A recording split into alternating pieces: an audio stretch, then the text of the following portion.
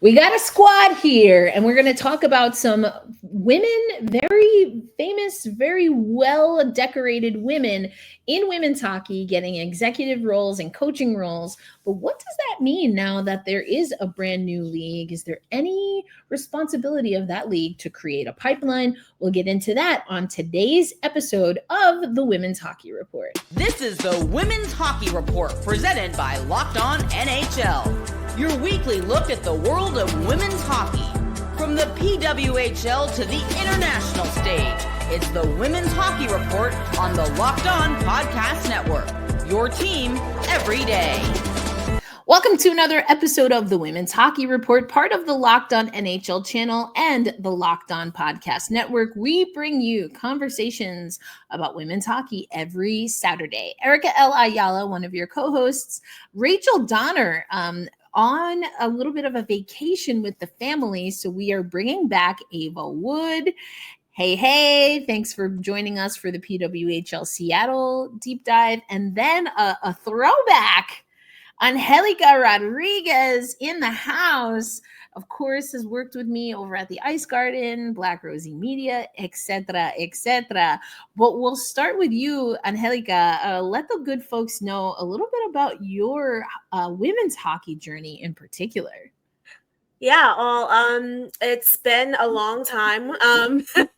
I'm definitely one of the vets, I feel like, of the women's hockey space at this point. A little bit more on the periphery now than I have been, but I started this journey all the way back in 2012, 2013, starting with SB Nation's network of sites.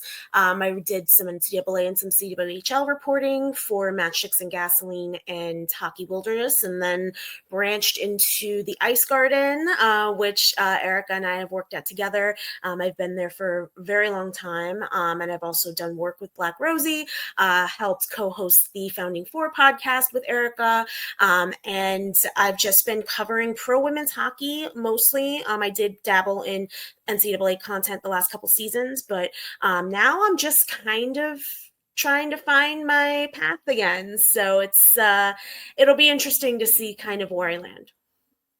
Well, we are glad to have you with us. And Ava, we had you on not too long ago, but always a good job as a refresher to let folks know a little bit about your hockey journey. Hey, I'm Ava, also known as 365 Hockey Girl. I live in Seattle, and I started getting into hockey, honestly, when the PWHL started back in 2024. And then I started yapping about it on the internet. So, yeah, you can go find me on, like, TikTok, Instagram. I talk about PWHL pretty much every day, just, like, random stuff, like edits, just yapping. It's a good time. It's a great time. I love your content. I love when the Tim Horton Barbie collab comes out on the TikTok. It's a lot of fun. Yeah, there's an entire PWHL Barbie cinematic universe over there. So That's amazing. Amazing. I love your creativity. We're so glad that you are part of this community now. And we had to bring in some heavy hitters because, again, with Rachel out and also with so much up in the air, Rachel and I have been talking for weeks now about when we'll know about certain things, this, that, and the third. And we'll talk about what we don't know a little bit later in the episode. But we're going to spend a lot of time talking about some new hires in the PWHL Seattle. Actually, Ava, of course, announced someone. We're going to talk about Amanda Pelkey. But then also, just before we started recording, they announced a few other people who are joining the fold, either at the team level or the league level. And all of that is going to be part of a greater conversation on what is the responsibility of a league like the PWHL in creating a women's coaching or really executive pipeline. But Ava, let's start with the news in PWHL Seattle. Rachel and I talked about this a couple of weeks ago. Amanda Pelkey, of course, retired, but is now going to be a part of PWHL Seattle, has a new role as an advisor to Megan Turner, who, of course, is the general manager. Now, let's just first talk about this from a PWHL Seattle perspective. Ava, when you have someone who's been an Olympian, who's played at the pro level, I mean, what kind of confidence does this give you in what Seattle is trying to bring in their inaugural season? Yeah, I mean, she's clearly somebody who knows how to win. But I think what I'm most curious about is, what is an advisor to a general manager? So I think that was like honestly my first question, because I was like, obviously she's coming from Boston, so it makes sense. Like with Megan Turner, they probably already have some type of working relationship. But I was like, I'm just curious to see like what that role actually is. I mean, honestly, that's a great question. Like, Angelica, you and I have covered Amanda Pelkey when she was still active and playing, and I think that first I want to have you talk a little bit about what you know of Pelkey from that perspective. But then, yeah, like, how are you feeling about Ava's big question here? Pelkey is, as Ava mentioned, a proven winner. She won with the Boston Pride in the PHF. She is a veteran. She played, I think she was definitely one of the founding members of the PHF. So she knows a lot about, I guess, from that perspective, from a player perspective more so than an executive role, but still she kind of knows what it takes to kind of build some longevity into a league. And I think it's a really good hire. As far as what Ava had the big question on, I think what I can kind of see her role as being, because she does have ties to multiple of these players, particularly players that she played with on the Pride, players that she played with, previously in the PWHL as well. Hillary Knight and she go back quite a ways. So, I think that she most likely will probably act as a liaison between player and executive. That's kind of what I see her role being, just in terms of, what players might need, what players might be, doing better than others in terms of, just kind of more of the logistical standpoint. I don't want to call her HR because I don't think she's going to be HR, but, I definitely see her as being kind of that, go-between who has a little bit more of the player's trust, and a little bit more of the, kind of that, skates on the ground, boots on the ground kind of vibe, I think, with regard to, getting the players' ears and that part. Yeah, that makes a lot of sense to me. Also thinking that either as a player, or she's dabbled as many players, especially from her kind of catchment area age-wise. She's dabbled a little bit here and there with either camps or, coaching and things of that nature.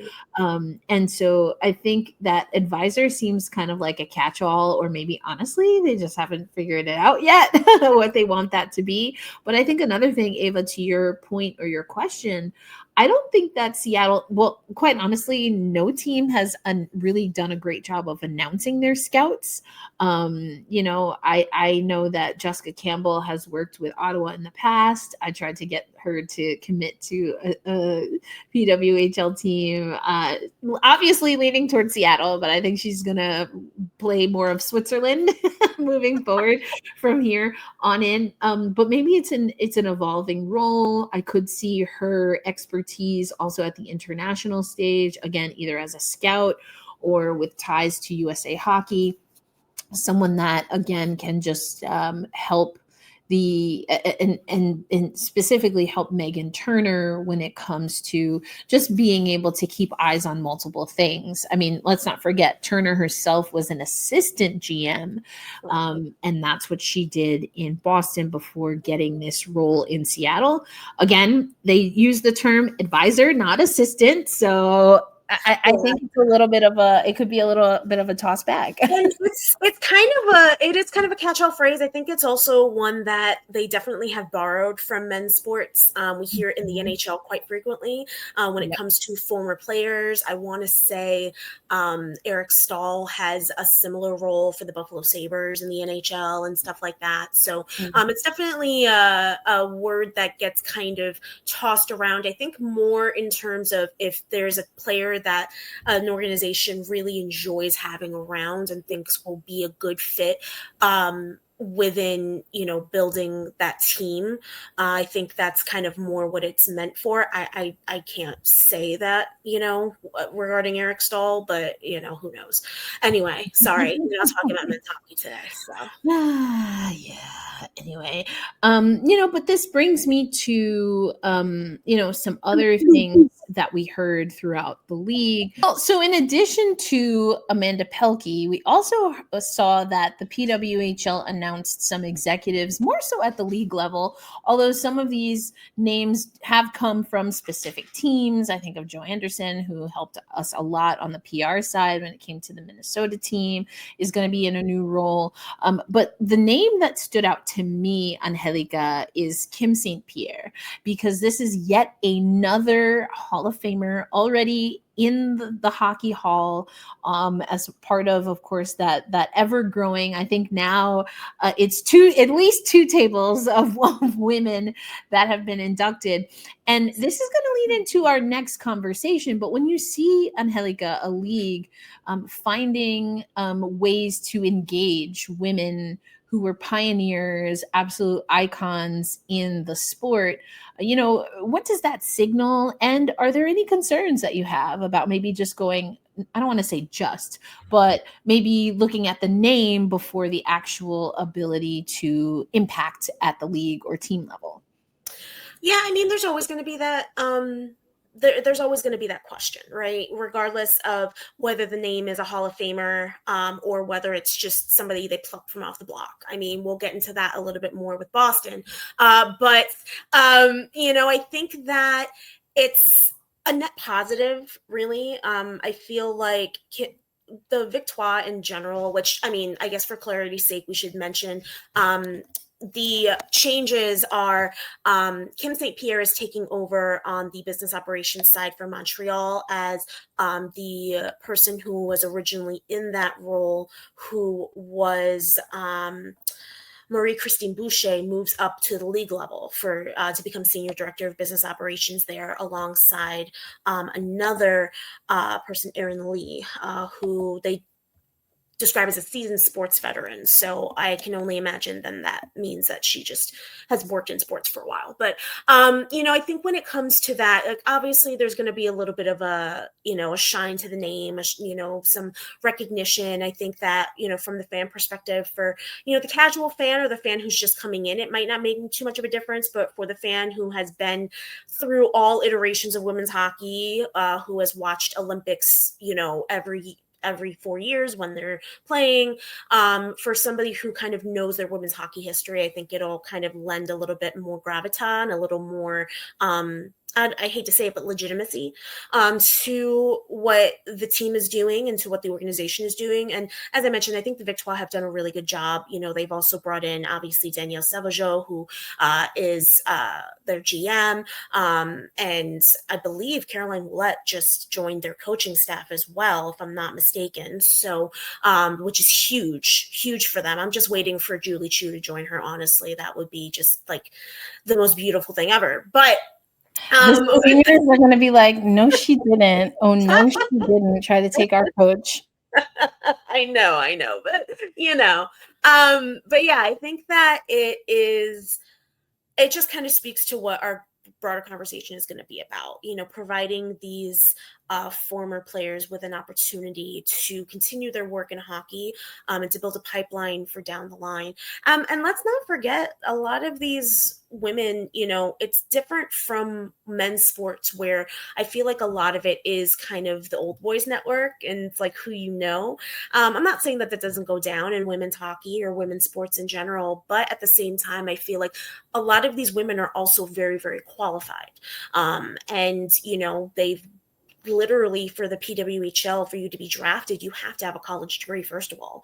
And historically speaking, it's been that, these women have jobs, full-time jobs, and play hockey as well. So, again, far be it from me to say exactly what Kim St. Pierre has been doing, but I would assume that she does have a good amount of experience under her belt already without, having stepped into this role yet. So.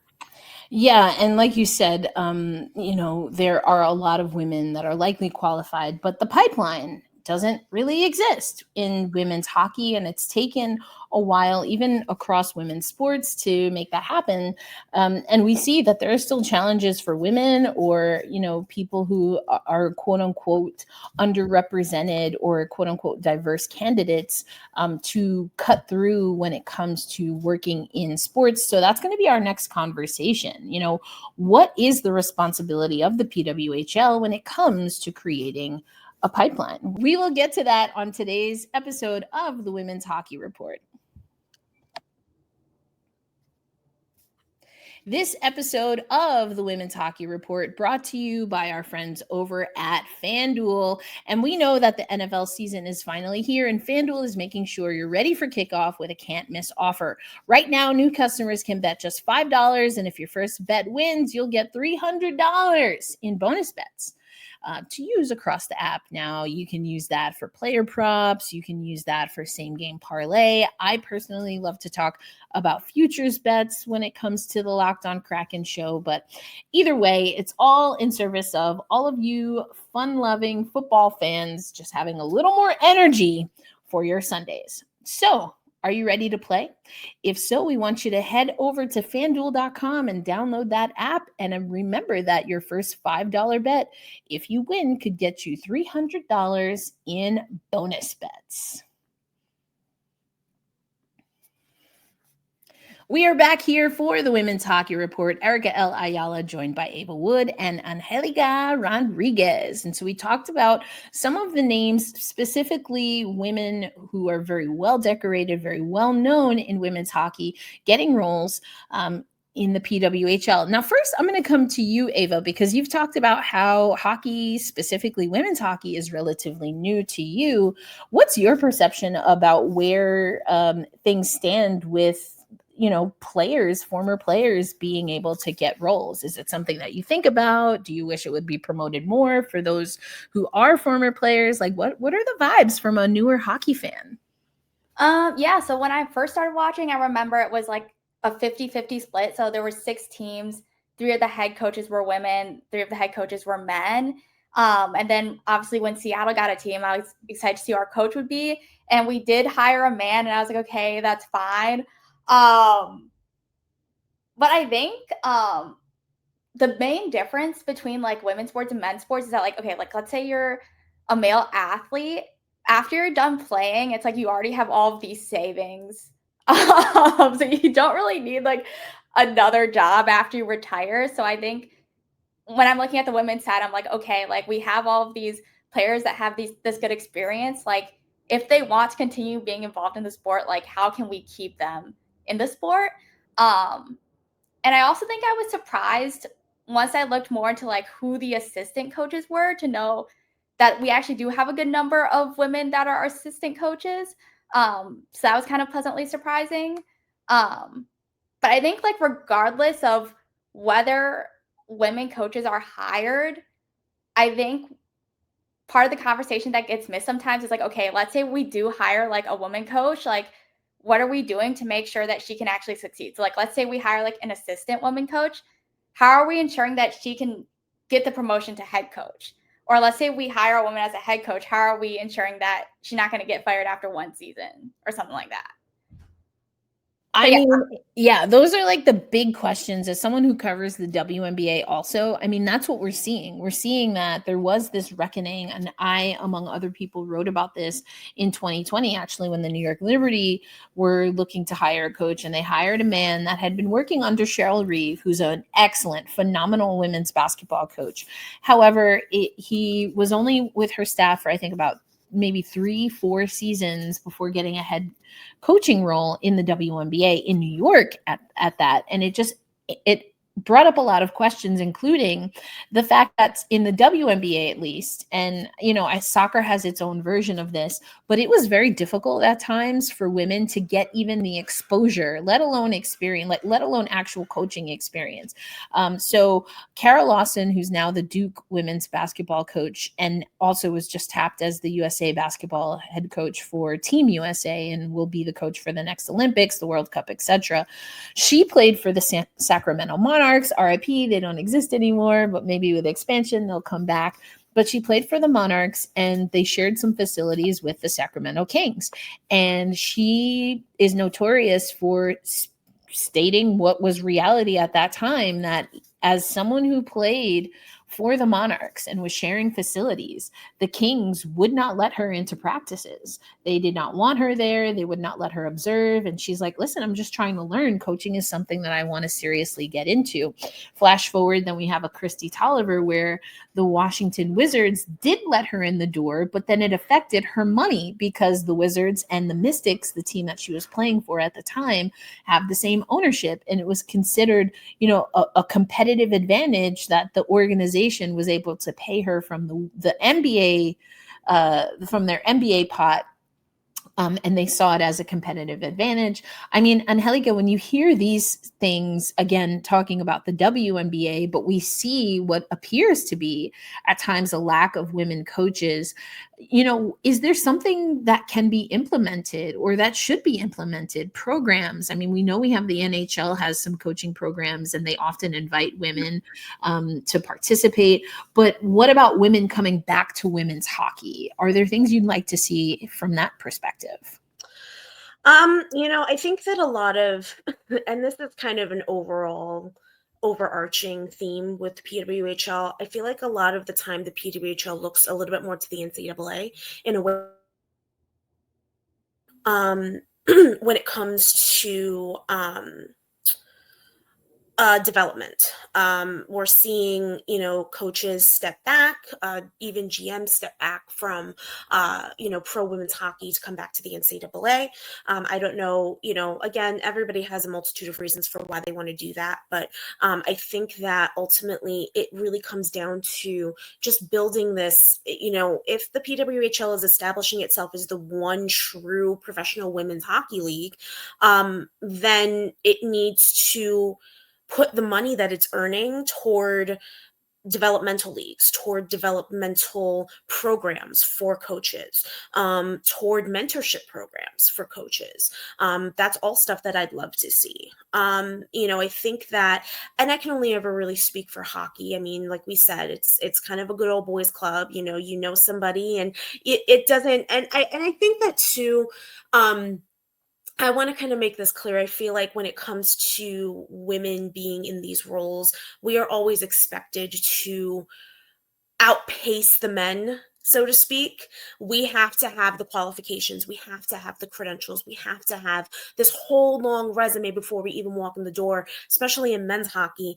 All a guy needs to have done is played a day in his life. And, half the time he's in there. It's same thing with broadcasting, same thing with, any executive role. A lot of these guys don't necessarily have the pedigree. They may have the savings, they may not, again, I think it's been more and more frequent now that, there's financial advisors and stuff like that, but they obviously have the name recognition, and they have the fan goodwill and the players goodwill, which I think, wouldn't hurt to implement to an extent within women's hockey. And again, the PW has taken so many pains to model itself like the NHL in so many ways. I mean, the least that they could do is throw a bone to some of these retired players who, may have that fan goodwill and that fan recognition and that, name prestige. If that's what it's going to take to, get eyes on the fact that we need more female coaches and female executives in women's hockey. But we also want to make sure that those female executives and female coaches are, again, being supported. And I think that that's something we can't ignore either. It's one thing to have the diversity. It's one thing to have the pipeline, but it's another thing to have it preserved. 100%. And there are a few things that you said, Anhelica, that I want to respond to and then maybe toss back to the group. The first is with regard to savings or the ability to save while you're playing.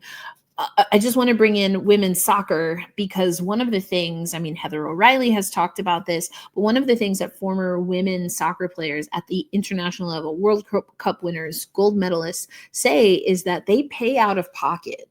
It wasn't until recently that the NWSL started creating funds like a fund, but then literal money, cash money, so that these players, while they're actively playing, can pursue. Because in soccer at the international stage, you have to have like all of these, I think they're like letter accreditations, or like there's like level A through F or whatever the case is, or like a class C coaching, license or whatever. And those things are expensive. They take time, they take resources, and it's not something that always fit into the schedule of a professional soccer player. And so that was interesting to hear folks start talking about. But then you do have, Ava, that again, the NHL has started to open up their kind of coaching development pipeline, and women are included. But as you probably know, Ava, the first full-time women's head coach is on the Kraken staff, and was a carryover. But the Kraken just recently got rid of the head coach that brought her in, which for any coach, if you're brought in as an assistant or under a head coach, and then that head coach loses their job, you're susceptible to just a lot of different movement. But the fact that there are these pipelines on the NHL side, Ava, but they haven't quite permeated yet to bench boss status. I mean, again, as a newer hockey fan, is that something that you're surprised to hear? And then Anhelica, will come to you. What do we see as the disconnect when we have these programs, but maybe we're not seeing the fruits of the labor or of the work that's being done? Yeah, so first of all, shout out to Jessica Campbell. I think she's done an amazing job just like being a role model and handling all of the pressure that comes with it. But at the same time, I think all of the focus is always on her to like succeed and be the best. And especially in the men's hockey space, like honestly, the focus needs to be on the men, because that is who the majority of the people are. Like, I'm just speaking from my own perspective as somebody who has worked in like white men dominated fields. Like, when you're the only woman, you can try the hardest you want. You can be the best at what you're doing, but ultimately, like, you can only do what you can do.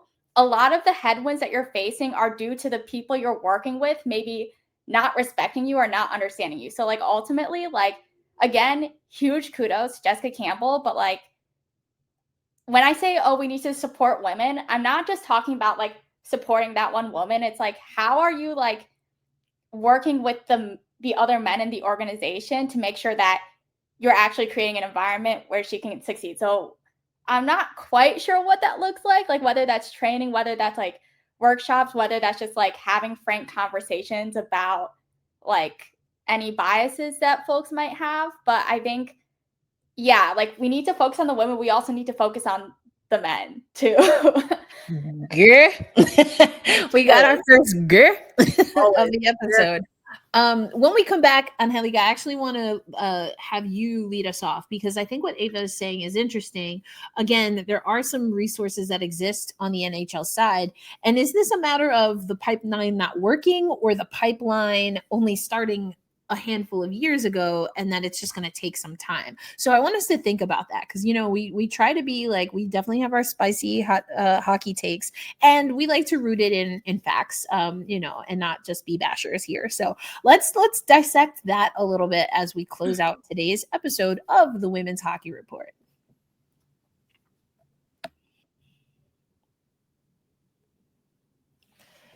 So, Angelica, we talked a little bit about Jessica Campbell. Ava weighed in on that. Of course, she is with the Seattle Kraken. Now, she's a visible example. In fairness, there are other legends of women's hockey that have found executive roles, which I think Ava was alluding to, executive roles also being important when we talk about women in women's hockey.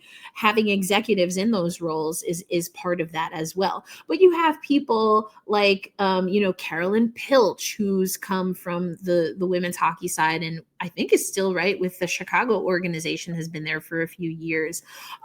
You have other executives, even former founder, right, and commissioner, I guess, of the NWHL in Danny Ryland, who has found executive roles in the NHL. Now, is it a matter of these roles are really only 5 to 7-ish years old?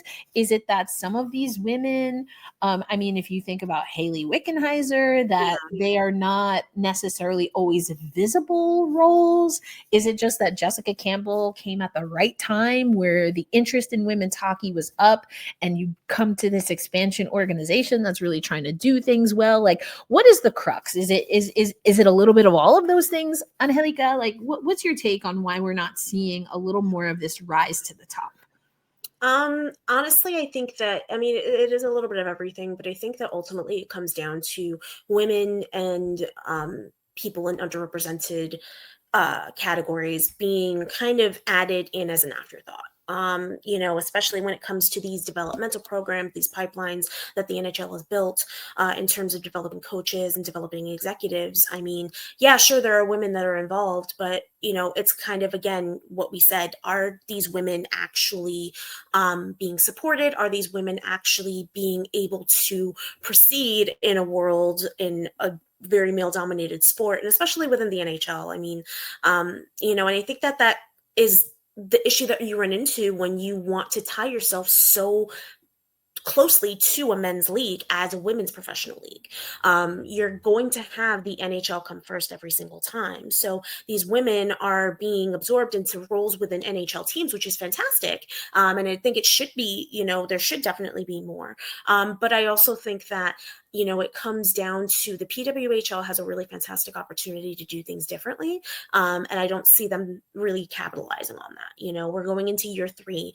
And again, there's so much that we don't know about, about this. But I also about this upcoming season, there's so much we still don't know. But I think, what we still don't see is, again, talk of, okay, how are we going to develop this pipeline into the PWHL? Are we going to completely rely on the NCAA? And are we going to use that as our developmental league, which I think has a ton of problems associated with it?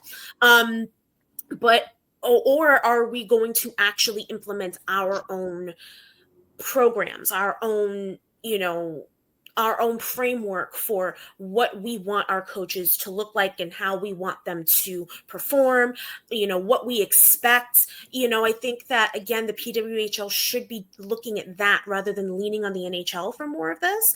Not that I'm saying that they specifically are, but I mean, it certainly doesn't sound like they're working. We haven't heard anything regarding that. I mean, then again, we even haven't heard about a gender inclusion policy, and it's been 3 years. So, ooh, I mean, yeah, they got some things. They got some things they got to work on. And I think that this is just one of them. I think that ultimately, I've never been a fan of, and y'all can quote me on this, I've never been a fan of tying one's identity and one's success as a hockey league for women's hockey. Never liked the idea of tying it so closely to the men's leagues. I just think that it's been, there's so many issues just from a labor standpoint and a business standpoint related to the NHL that why do you want to emulate them? I think that it's more so, build your own framework, figure out, okay, who are these coaches that are obviously qualified? Who are the players that we can see coming down who are maybe a little bit older, who are maybe, kind of heading into the end of their playing days, but who might have the head and who might have the, ability to transition into a role. Maybe it's a player coach situation where, you have somebody who's kind of like a liaison, where you have this player who is more of a mentor role, very similar to, I'm going back to the PHF days, but on the Buffalo Buttes, Kelsey Newman did very much fulfill that role for her young goaltenders at that point, especially during the bubble year. She played much more of a mentorship role to Katie Flagg and Carly Jackson. So, having somebody who is maybe able to kind of see both ends of the spectrum in terms of that, and then building up maybe a program for them to kind of ease them into a coaching role or into an executive role after the fact. Obviously, that's going to take work. It's going to take maybe even scouting for that purpose. But the nice thing there is that you have coaches and GMs of these organizations who are observing these players. You have them working with these players day in and day out, and you have them able to kind of pinpoint, okay, this person, I've talked to them, they work extra hard in practice. I think this is also the nice thing about having like an Amanda Pelkey situation where they're an advisor to the general manager. Again, the players already have that goodwill with them, and they're more likely probably to listen to them, to be honest, because they see that they're leading by example. They see, their workouts, they see their preparations, they see everything kind of behind the scenes, and being able to parlay that into a situation where now you have a potential coach to succeed somebody who the players respect and who the players are going to listen to more. Obviously that's me spitballing, but I think that could be a really good thing. Yeah. And I think, I want to bring up just another comp, if you will, in women's sports, because this was an issue that the WNBA had right around the single site season. There was a lot going on in the world. Again, a lot going on with women's sports that were the first to return to broadcast television on the other side, quote unquote, other side of the pandemic. Depending on where you are, we're still wearing masks. But anyway, I think something that we saw, again, the NWSL, they started a player fund where they could help players that if they wanted to go into coaching while still playing, they could access funding to help pay for it. Another thing, Ava, is because, some do want to be officials or licensed coaches. But another thing, Ava, that the WNBA did around that same time, 2020, is that they saw that women coaches, especially Black women coaches, were on the decline. This is a league where upwards of 80% of the players are Black women, self-identifying Black women. They're overwhelmingly queer women. And that representation has not been seen in the WNBA. And unfortunately, especially with the news that Noelle Quinn is no longer the head coach for the Seattle Storm, now there are no active Black women head coaches.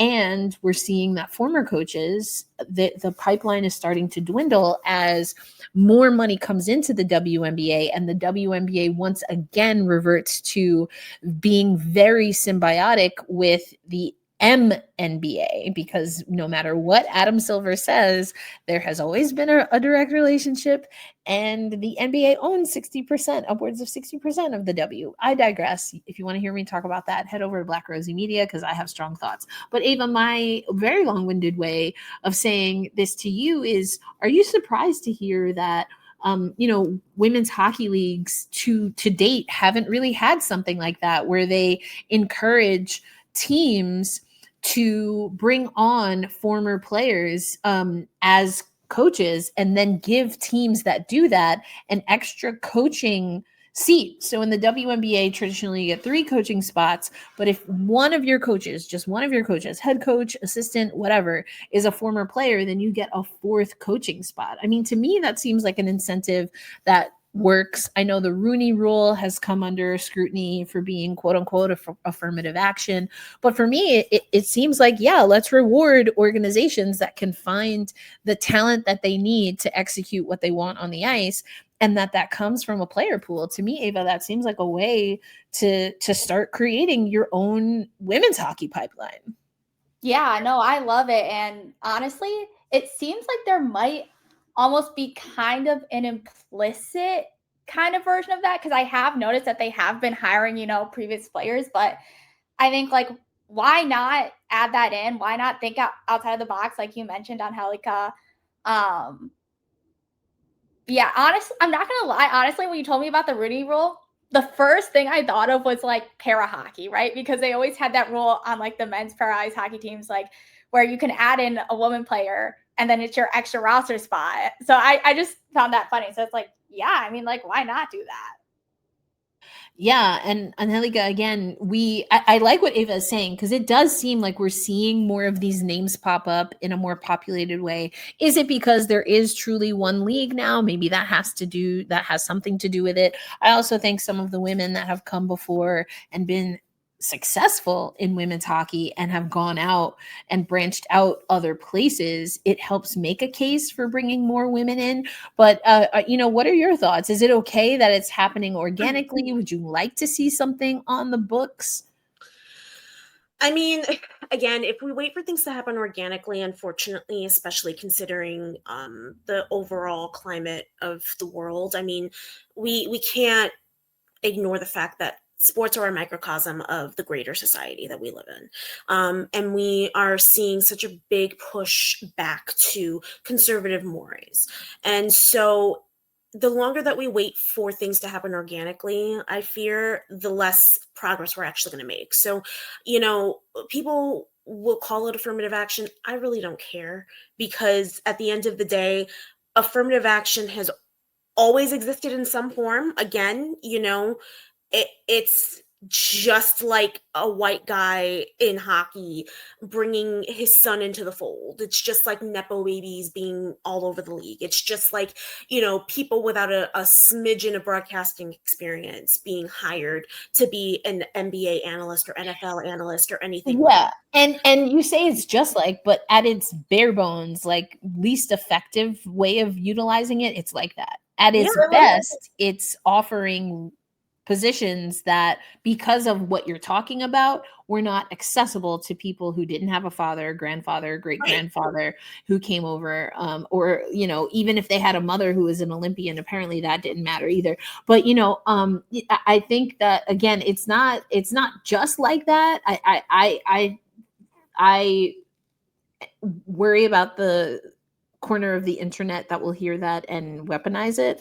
I think it's at its minimum, it's doing what that has done for I think centuries. Yeah. I always hear like, oh, it's just like that, but in my opinion, it's the exact opposite of that. Because when I think of affirmative action, I think of who are the people that are missing, that are bringing unique skills that these other people don't have. Like, I think that's what often gets lost in conversation, is like, oh, we're just giving this person a job. It's like, no, this person, it's not just that they're qualified, but they're bringing something that is currently missing. Like, you guys need this person. You literally need this person. Mm-hmm. They're bringing perspectives. They're bringing, alternate ideas. Right. And again, it goes back to that whole working twice as hard to be half as successful, which we have all heard, I'm sure, at some point. As women, as melanated folk, it's always there. I just feel like, again, we just have weird words for things that are essentially the same. But also the cultural and historical context is wildly different. So 100%. And, I think then it becomes also, let's not forget that Billie Jean King is very involved in this league. I mean, the MVP award, for crying out loud, is this the MVP award, right? That's named after her. And the reason I bring up Billie Jean King, BJK, is because she is notorious. And this telling the 99ers when they were like, what do we do? And she's like, first of all, you have the leverage, so don't ask me what you should do. You figure it out. But then her message, and I actually got to speak to her once about this. She has always stood very firmly on something. I believe, Anhelica, you were alluding to this or said this, that, doing it kind of, without having the clause or the statute or the law is kind of playing with fire, because those things don't happen organically in history and in context. And so what Billie Jean King always says is that get the law on the books first, and then force people to enforce the law. And I wonder, and that's what she says. I think that there are benefits to that, but it's 2025 and I've seen a lot of things. I'll just put it that way for now, because this is not my poli-sci podcast. But I think there is something to, and this is the part that really burns my grits, Ava, is that even someone like Billie Jean King, who has said this, and that's how she approaches her advocacy work. She knows better than most. I mean, Title IX is something that she's been very involved in. She knows better than most that even when you have something as a legal statute, the work that it takes, the overtime you have to put in to get people to follow the law with anything that's not the Second Amendment in the United States is really difficult. So, and let's put it this way too. I mean, Title IX was very much, it was about education first and sports second, first of all. Second of all, it had so much of its teeth taken out by other legislators. So, if you're talking about enforcing a law, you are risking that law having no real discernible method of enforcement, depending on who it is that you're working with, and depending on who wants to make it, okay, yeah, it's a law, it's on the books, but is it really going to do anything? I mean, so you really run that risk. And not for nothing, but in 2025, I'm really not in the business of doing things as the law intends, or as anything that, or as, I guess, how do I want to say that? I'm not really interested in playing by the default rules. I'm not interested in playing by the rules that a society that has not been built with me in mind has set for me. So ultimately, when it comes to setting up the law, I understand where she's coming from, but also, the laws will always benefit people like her more than people like me and you. Like, the master's tools will not dismantle the master's house. That part, right? yep. That part. And it's very true. And not only that, but they will always be taken back from you. So if you're not careful. So yeah, and to go off of that, this maybe we've been talking about the wrong entity here. So we've been asking Ava, the PWHL, to handle this. Is this something that maybe the Players Association should take on now as they continue to grow into a more unionized, truly properly unionized entity? Is this maybe something that the Players Association should take on? You know what? That's actually a really good idea. I didn't even think of that. But I think, sorry. Well, honestly, it's the first of its kind in women's hockey. So it's not. The root cause of what always has made like women's hockey different from other women's sports is its whiteness, right? So like that's probably the root cause. So whether it's the PWHL, whether it's the Players Association, like honestly, I think the first step would be like, I think there's two parts. There's always like, is there a will? And then is there a way? And so I think the first step is having the will. So sorry, I'm going like really abstract here. No, you're fine. I think I know what you're talking about. I think it comes down to, and I love that you brought up the fact about hockey's whiteness, because I feel like any kind of broader movement, even a labor movement, is spoken of with kind of whiteness at the forefront. I mean, I think back to, even the fight for equal pay with Team USA back in, 2017? That wasn't followed up with any meaningful discourse surrounding racial justice or, diversity, equity, and inclusion. And it was during a time when, that was very much the discussion happening.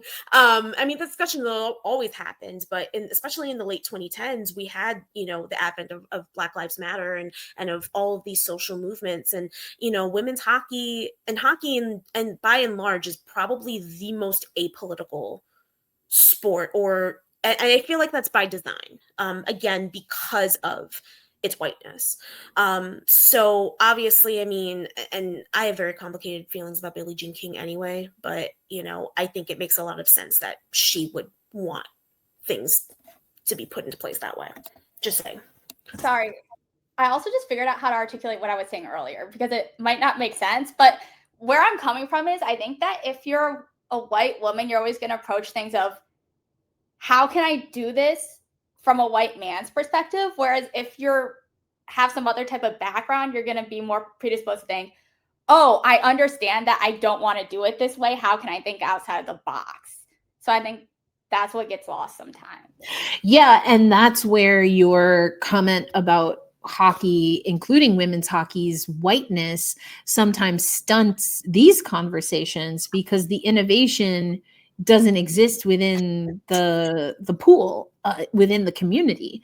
And when people look at the WNBA as a gold standard when it comes to advocating for women in sports, is it any coincidence that, as I said, it's over 80%? Last we checked, so last collective bargaining agreement, that number might have changed, but in 2020, that single site season, they were very vocal about how we are in a league that's 80% Black women, that are queer women, and even among the queer women, mask, presenting and identifying, the poppies of the league are very vocal. And that has come about in really the last, Angelica, 5 or so years. Yeah. Now it's a thing. Whereas, you have other people that, it took them a little longer to be embraced fully, even by the WNBA. But again, that's the standard. And a lot of what comes from the WNBA comes from its players and things that then the league backtracks into, so that they can then own it. The PW, though, it's the same with women's hockey too. I mean, right. Even back in the years of the PHF, I mean, any kind of diverse, any platform given to somebody who wasn't cookie cutter, feminine white girl, any kind of platform that was created by the players. I mean, you had CJ and Madison Packer leading the charge for representation for queer people and non-binary people in women's hockey. You had Harrison Brown, also a trans man, stepping up.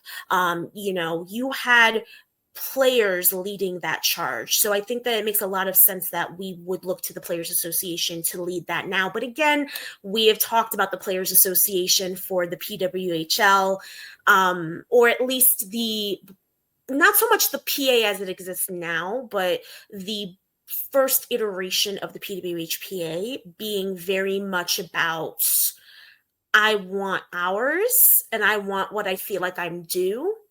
And not so much like everybody else was kind of secondary, like kind of the broader pipeline, the broader outlook was a little bit secondary too. I just want to that I feel comfortable playing it. Yeah, that's so interesting because we have some years removed from what was the last groundbreaking WNBA collective bargaining agreement. And that was the argument that mid-level players were making. It's like, we keep this league afloat, and this CBA, once we break it down, really doesn't help us as much as it does other people. And now they're in conversations of another opportunity to have a transformational CBA. Now, the difference, and Angelica, you and I have talked about this, and Ava, I'm not even sure if you're aware, but there is no opt-out clause as in the CBA as written. So it's an 8-year collective bargaining agreement with no opt-out for the players. So that's when you have a collective bargaining agreement, 8 years is about average, an 8-year CBA, roughly around average. The difference, though, for a lot of leagues, including the WNBA, is that if there are several things that evolve over time where you're like, you know what, this doesn't work for us anymore, so we actually don't want to see this contract to term, we want to opt out of the contract and renegotiate the contract before the end of the contract. That's what opt-out basically means. And so there are a lot of things that were quite honestly not even completely established in the PWHL collective bargaining agreement. I mean, quite literally, some of the clauses were like, well, we reserve the right to negotiate this at a later point in time. Like, to me, the ambiguity almost always helps or benefits ownership before it benefits players. There's not an opt-out. There are some, caveats. So like, Ava, this is a league, and I think that leans into, right, women power, women first, women, all of this. And yet there are some things that outside of them having the first league to start with a CBA, there are other things that although yes, they are the first league to start with a CBA in place, they're also one of the only women's leagues that I cover, at least, that doesn't have an opt-out clause or that, things like that. So I just want Ava Angelica to chime in first because I want to get the fresh perspective. I wanted to add one more point to that because she might not know this. But the majority of the players who voted on the CBA, they voted on it without the full scope of player base represented. I do want to point that out. That happened at the same time that the PHF was bought out and dissolved. So you had players now absorbed by this new league who didn't necessarily have representation or kind of a say in the CBA being ratified. So I just wanted to point that out. That's a great point, actually, because I would assume that most of the players that voted on it would be kind of the players that's making the most money. Right. That kind of is how it turned out. And so I'm not sure if, how do I want to say this? We might need to come back to that because there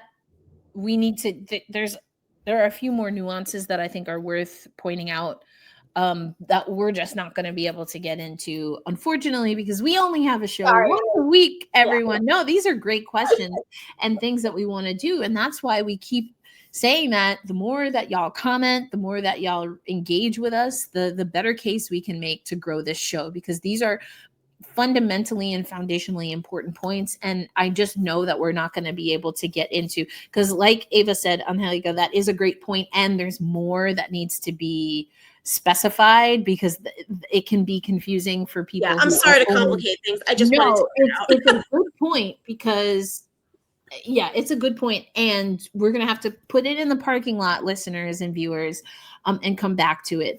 But yeah, I think there are ways where, and I do have hope. They hired Malika Underwood, who's worked with a lot of player unions and representative kind of entities throughout pro sports. And so to have someone who knows at a high level, but also has reference points to other collective bargaining agreements, I think is going to be huge, because women's sports, hockey included, they're always innovating to where other CBAs are then like, oh, maybe we should add that. Like the NFL has reached out to the WNBA and was like, well, how did you get reporters out of your locker room?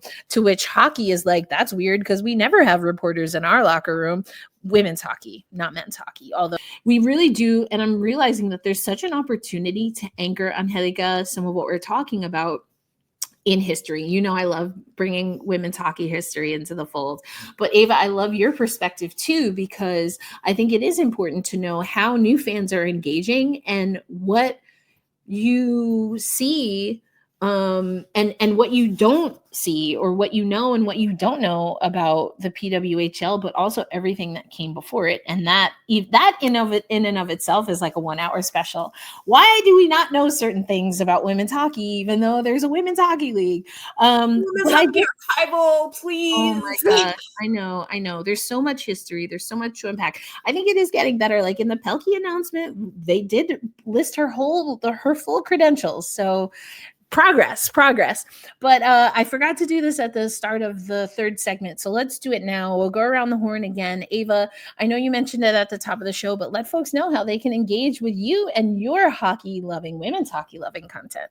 Yeah, you can follow me on Instagram, TikTok, and YouTube. I mostly post short videos, but I do have some long videos on YouTube as well. And Anhelica, I know that, it's a changing landscape for you now, but, where can folks engage with you and all of your hot hockey takes? Well, my Blue Sky and Twitter are both listed, Reina de la Isla. They've been the same for a decade plus now. And also, I'm a little bit in a transitory phase right now. I'm trying to figure out what I want to write about most. So you can still find me on social media. You can also find me on Instagram, angelica.renee21, on Threads.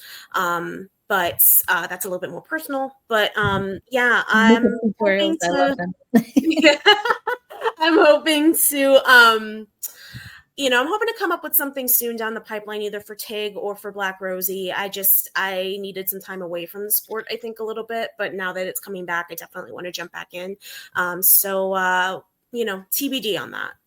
TBD. And I'm Erica L. Ayala, your host here, one of your co-hosts, I should say, of the Women's Hockey Report. Rachel Donner is traveling with her family, so she will join us soon here. But I know that Angelica says she's trying to figure things out, and I know Ava has said she's new to the game, but I basically have been dirty rushing both of them to be more mainstays on the Women's Hockey Report. So I'm sure you will see their beautiful faces in these boxes that we have here if you're watching on YouTube. For those listening on audio, we appreciate you as well. This is just a reminder that while we live on the Locked On NHL network and channels, we do have one dedicated space that's only Women's Hockey Report, and that is on TikTok. So check out Women's Hockey Report. Of course, I still have my Locked On Kraken thing. You can follow Locked On Kraken too, because I'm the host there.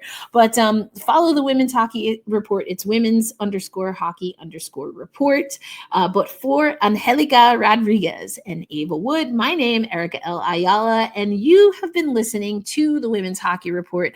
As you can tell, we have a lot of things that we're just going to have to dive into all over again. So Ava and Angelica are going to have to join me once again for that. We appreciate you. Enjoy the rest of your Saturday, listeners. Take care.